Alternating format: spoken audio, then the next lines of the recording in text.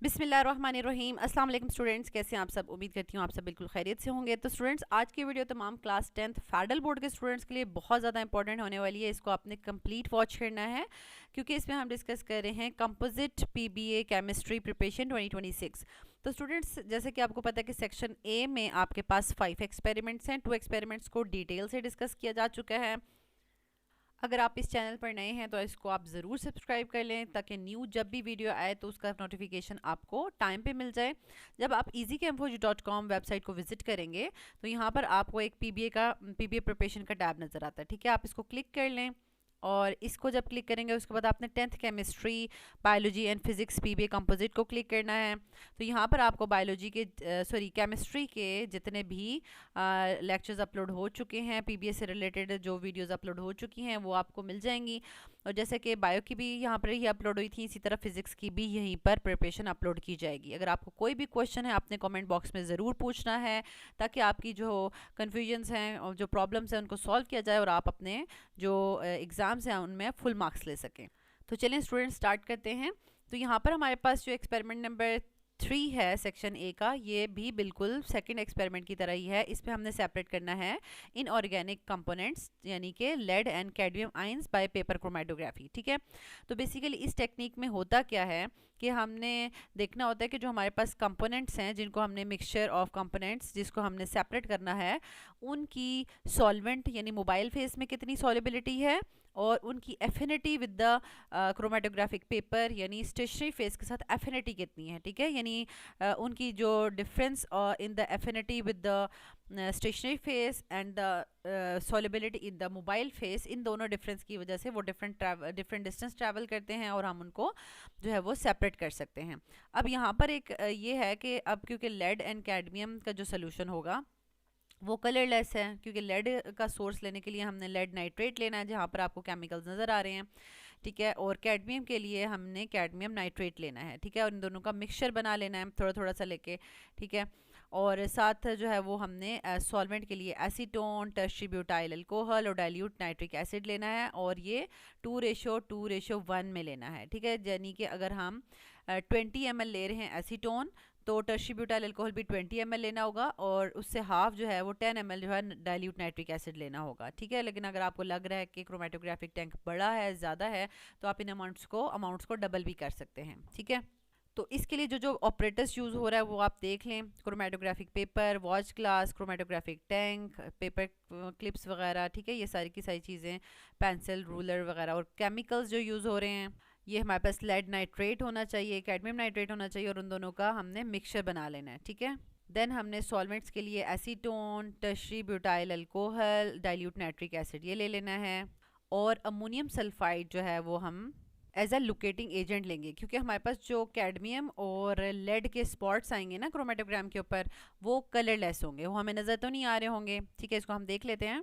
और साथ साथ जब भी हम एक्सपेरिमेंट परफॉर्म करें तो उसके लिए आपने हेल्थ और सेफ्टी नोट्स को ज़रूर ध्यान रखना है। ठीक है, गॉगल्स आपने पहनने हैं, लैब कोट, ग्लव्स पहनने हैं। ठीक है, और जब हम ऐसे सॉल्वेंट्स के साथ काम कर रहे हों जो कि वोलेटाइल हों तो हमें फ्यूम हुड के अंदर काम करना चाहिए। ठीक है, उसमें क्या होता है कि एग्जॉस्ट लगा होता है, जितने भी फ्यूम्स निकल रहे होते हैं वो सारे के सारे लैब से बाहर जा रहे होते हैं और उससे प्रॉब्लम क्रिएट नहीं होती, क्योंकि हम डिफरेंट आप कह लें कि एसिड्स वगैरह के साथ काम करें। जैसे नाइट्रिक एसिड है उसके साथ बहुत केयरफुली काम करना क्योंकि बहुत स्ट्रॉन्ग एसिड है।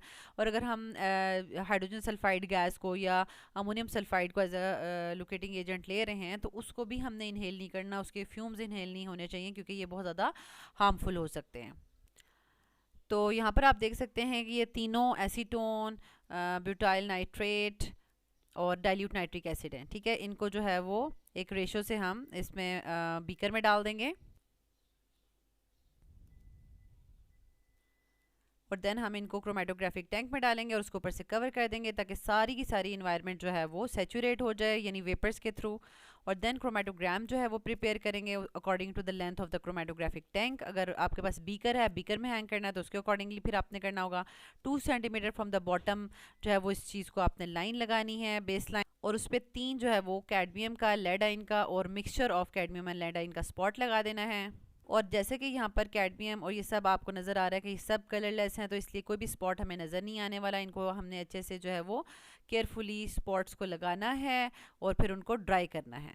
और जब ये कम्प्लीटली ड्राई हो जाएंगे तो अब हमने इसको क्रोमेटोग्राफिक टैंक में हैंग करेंगे, लेकिन जो है वो बॉटम के साथ भी टच नहीं होना चाहिए, ठीक है। बिल्कुल ज़रा सा सॉल्वेंट के साथ टच होना चाहिए, ना उसकी बेस के साथ टच हो, ना ही वॉल्स के साथ टच हो। और ऊपर जो है वो हम उसको रॉड के साथ जो है वो टेप लगा के हैंग कर देंगे। यहाँ पर आप देख सकते हैं कि 3/4 ऑफ द क्रोमेटोग्राफिक पेपर जो है वो सॉल्वेंट फ्रंट मूव कर चुका है, वहाँ तक वेट नज़र आ रहा है, उसको निकाल लें और उस पर जो है वो सॉल्वेंट फ्रंट की लाइन लगा देंगे और इसको फिर ड्राई करेंगे। लेकिन कोई कलर नज़र नहीं आ रहा, इसलिए हम इसके ऊपर लोकेटिंग एजेंट स्प्रे करेंगे। तो इस तरीके से आप केयरफुली जो है वो फ्यूम हुड के अंदर लोकेटिंग एजेंट जो है वो क्रोमेटोग्राफिक पेपर पे स्प्रे कर सकते हैं। और फिर जब इसको ड्राई करेंगे तो थोड़ी देर में जो है ये कलर नज़र आ जाएगा। कैडमियम का येलो एंड लेड का ब्लैक कलर हमें नज़र आ रहा है क्लियरली। अब जैसे कि आपको यहाँ पर नज़र आ रहा है कि ये फर्स्ट स्पॉट जो है वो कैडमियम का था, तो कैडमियम का आपको ये जो है वो येलो स्पॉट नज़र आ रहा है, ठीक है। और फिर ये आपके पास अलग से जो है वो लेड का स्पॉट ब्लैक नज़र आ रहा है। और ये मिक्सचर है, मिक्सचर में भी आपको लेड का जो है वो लेड के साथ और कैडमियम का जो है कैडमियम के साथ नज़र आ रहा है, ठीक है। अब इनको जो है वो केयरफुली इनको लाइंस लगा लेंगे ताकि इनका जो है वो डिस्टेंस मेजर किया जा सके, ठीक है। सॉल्वेंट फ्रंट की ऑलरेडी जो है वो लाइन लगी हुई है, ठीक है। उसके बाद फिर हम जो है वो इन कैडमियम एंड लेड की भी जो है वो लाइन ड्रॉ कर देंगे और फिर इनका जो है वो डिस्टेंस मेजर करेंगे, ठीक है, यहाँ से यहाँ तक और देन इधर से इधर तक। और ये हमारे पास हो जाएगा सॉल्वेंट फ्रंट का डिस्टेंस। और इस तरीके से जो है वो आपने इसको देख लिया। अब बेसिकली होता क्या है कि जब हम लोकेटिंग एजेंट स्प्रे करते हैं, अमोनियम सल्फाइड या हाइड्रोजन सल्फाइड, ठीक है, तो वो बेसिकली वहाँ से सल्फ़र आ रहा होता है। और जब लेड आयन के साथ सल्फ़र रिएक्ट करेगा तो वो लेड सल्फाइड बना देगा जो कि ब्लैक इन कलर होता है। और कैडमियम के साथ अगर सल्फ़र रिएक्ट करेगा तो वो कैडमियम सल्फाइड बनाएगा जो कि येलो इन कलर होता है। तो ये इक्वेशंस भी आपको आनी चाहिए कि बेसिकली लेड जो है जब वो ब्लैक या कैडमियम येलो कलर शो करता है तो वो क्या जो है वो बना रहे होते हैं कंपाउंड, ठीक है। तो वो लेड सल्फाइड और कैडमियम सल्फाइड में कन्वर्ट हो रहे होते हैं, तो जिसकी वजह से उनका कलर शो हो रहा होता है, ठीक है। ये सारा का सारा प्रोसीजर है, आपने देख भी लिया है, ठीक है, अच्छे से। और इसके बाद यहाँ पर देखें आपको क्रोमेटोग्राम भी नज़र आ रहा है, लेड जो है वो बॉटम पे और फिर कैडमियम जो है वो टॉप पे आपको नज़र आ रहा है। इस तरीके से आपने ये जो ऑब्जर्वेशन एंड कैलकुलेशन का वाला टेबल है इस पे जो है वो आपने डिस्टेंस मेजर कर लेने हैं और फिर देन RF वैल्यूज़ कैलकुलेट करनी है। तो यहाँ पर क्या है कि हमारे पास कंक्लूजन क्या है, the mixture of the lead and cadmium ions has been separated by paper chromatography and their RF values have been calculated. Cadmium ions and lead ions have been identified as yellow and black spots respectively. तो students यहाँ तक हमने experiment number 3 को बहुत अच्छे से discuss कर लिया है। अब हम इसके डिस्कस करेंगे प्रैक्टिस टेस्ट नेक्स्ट वीडियो में। अल्लाह ताला आपको बहुत आसानियाँ अता फरमाए और आसानियाँ तकसीम करने का शर्फ अता फरमाए, आमीन।